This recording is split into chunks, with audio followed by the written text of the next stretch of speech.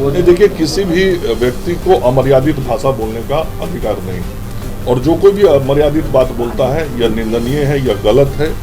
और निश्चित रूप से जिस दल के वो विधायक हैं, उस दल के नेताओं को इस पर बहुत ही गंभीरता से सोचना चाहिए। सर, आप देख रहे हैं NBC 24 न्यूज़ में हूं आपके साथ सनी कुमार। भाजपा प्रदेश कार्यालय में सहयोग कार्यक्रम के तहत आज पहुंचे बिहार सरकार के स्वास्थ्य मंत्री मंगल पांडे, जहां उन्होंने मीडिया से बातचीत की और साफ तौर पे बताया कि वैक्सीनेशन को लेकर क्या कुछ तैयारियां चल रही, तीसरी लहर में कैसे बिहार कोरोना को हराएगा। साथ ही साथ बता दें कि जातिगत जनगणना को लेकर वे अपनी प्रतिक्रिया दी है। क्या कुछ बोल रहे मंगल पांडे तमाम सवालों को लेकर के, आए पहले उनकी पूरी बातों को सुनिए।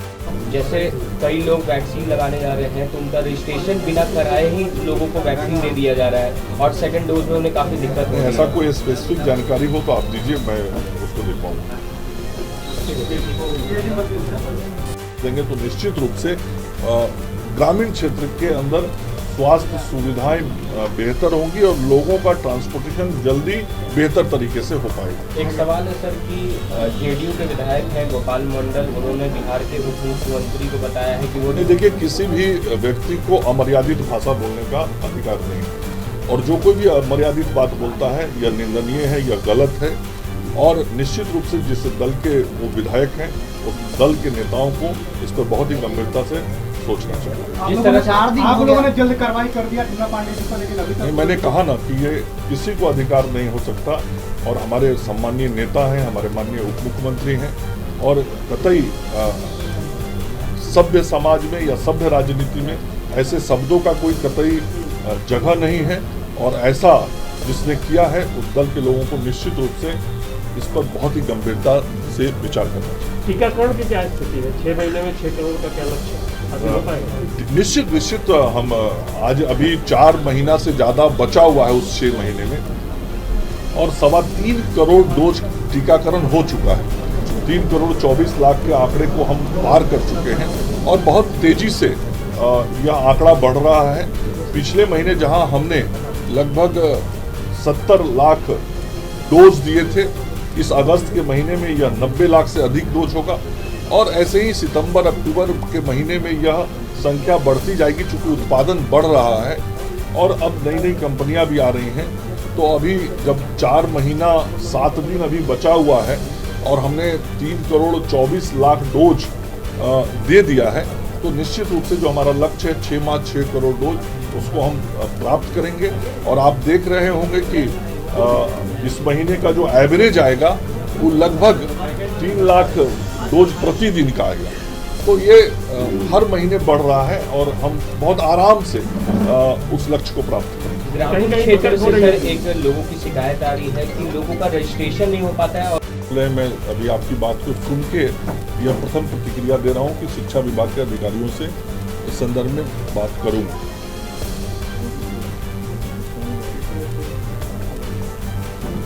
क्या सरकार तीसरी लहर के लिए पूरी तरह तैयार है? जैसे कि बातें सामने आ रही है कि सितंबर अक्टूबर में आ सकता है।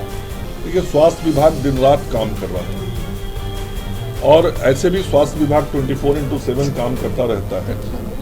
चूँकि विभाग के ऊपर 12 करोड़ लोगों के स्वस्थ रखने की जिम्मेवारी है, और इस कोरोना के संकट के समय में व्यवस्थाओं को और बेहतर और सुदृढ़ करना है।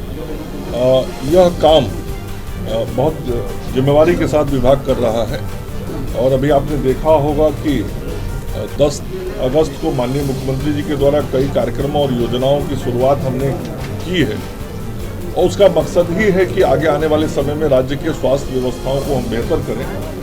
कल ही बिहार तकनीकी सेवा आयोग से जो जनरल मेडिकल ऑफिसर हैं, उनके नियुक्ति के लिए उनका परीक्षा फल प्रकाशित हो गया है, और बहुत शीघ्र जो सामान्य चिकित्सक चयनित हुए हैं उन सभी चयनित सामान्य चिकित्सकों को पदस्थापित कर दिया जाएगा। इसके साथ ही विशेषज्ञ चिकित्सा पदाधिकारियों के भी चयन की प्रक्रिया बिल्कुल अंतिम दौर में है, उनके भी परिणाम आने वाले हैं।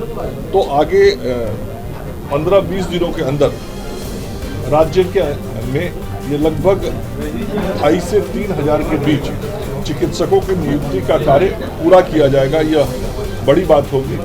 2,500 लगभग GNM की नियुक्ति 10 अगस्त को की गई है और आगे आने वाले दिनों में NHM और राज्य सरकार के द्वारा रेगुलर दोनों तरह से जो नियुक्ति होनी है उनकी संख्या अलग अलग करीब 18,000 10,500 ANM की नियुक्ति स्वास्थ्य विभाग के द्वारा रेगुलर ANM के रूप में होगी और NHM के तहत भी 8,000 के करीब ANM की नियुक्ति होनी है। तो इस प्रकार से यह बड़ी नियुक्ति अगले कुछ महीनों के अंदर राज्य में जब होगी तो हमारे नर्सिंग की कैपेसिटी और बढ़ेगी, सिस्टम और स्ट्रेंथन होगा और डॉक्टरों की भी नियुक्ति कर रहे हैं। इसके अलावा पैरामेडिकल स्टाफ्स की नियुक्ति के लिए भी BTSC में हम लोगों ने अभ्यावेदन भेजा हुआ है।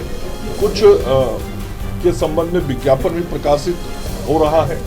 तो आधारभूत संरचनाओं को ठीक करने के साथ साथ मानव बल को भी बढ़ाने का काम और हमारी सरकार का जो वादा था कि हम आत्मनिर्भर बिहार के 7 निश्चय के तहत आने वाले 5 वर्षों में 20 लाख लोगों को रोजगार देने का काम करेंगे। रोजगार का मतलब केवल सरकारी नौकरी नहीं, रोजगार देने का काम करेंगे। लेकिन उन्हीं रोजगारों में से हम बड़ी संख्या में सरकारी नौकरी भी दे रहे हैं। अभी आपने देखा कि 10 अगस्त को भी स्वास्थ्य विभाग ने बहाली की है और आगे अभी अगले कुछ दिनों में चिकित्सकों की बहाली हो जाएगी जिनका परिणाम आ गया है।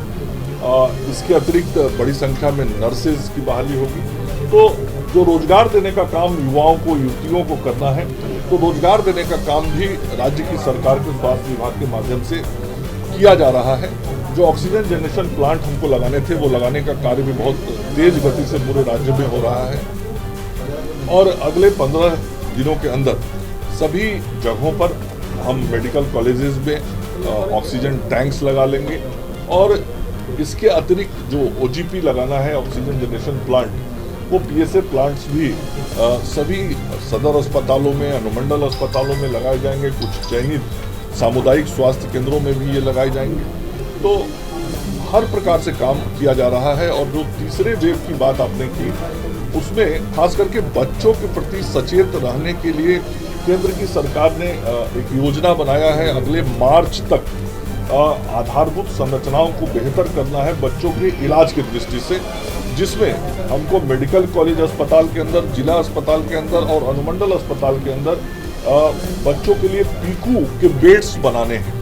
जितने हमारे सदर अस्पताल हैं, अनुमंडल अस्पताल है, वहाँ पीकू के बेड बढ़ेंगे। तो उसका भी कार्य शुरू हो रहा है। मैंने विभाग के अधिकारियों को निर्देशित किया है।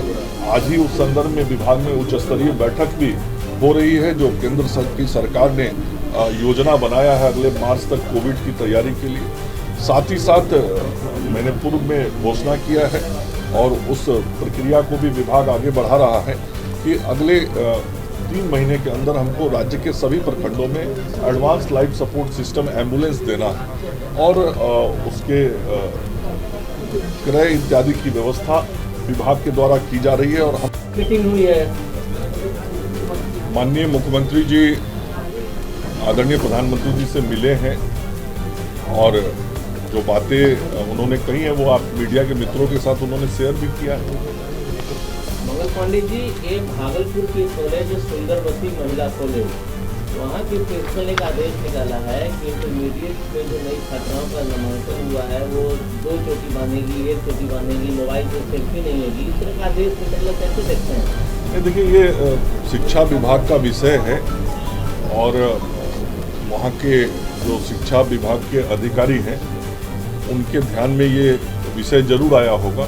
मैं भी शिक्षा विभाग के अधिकारियों से इस संदर्भ में बात करूँगा। आपको नहीं लगता कि ये तालिबानी आदेश है कि तो आपने सुना, साफ तौर पे मंगल पांडे ने तमाम सवालों के जवाब दिए हैं और खासतौर पे उन्होंने जो जदयू के विधायक गोपाल मंडल उसको लेकर कहा है कि किसी भी दल के नेता को अमर्यादित बयान देने का अधिकार नहीं होता है, लिहाजा जो भाजपा के विधान पार्षद टुन्ना पांडे थे उन पर तुरंत कार्रवाई की गई थी जब उन्होंने मुख्यमंत्री को लेकर टिप्पणी की थी, लेकिन अब तक कार्रवाई नहीं की गई। गोपाल मंडल में इसको लेकर साफ तौर पे कहा है कि जो पार्टी है, पार्टी तय करे कि क्या करना है, लेकिन हमें जो काम करना था हम अपना काम करते हैं। साथ ही साथ तमाम सवालों को लेकर क्या कुछ कहा मंगल पांडे ने, आपने साफ तौर पे सुना। तो आप ऐसी खबरों के लिए बने रहे NBC 24 न्यूज़ के साथ। फिलहाल के लिए इतना ही, मुझे दीजिए इजाज़त, नमस्कार।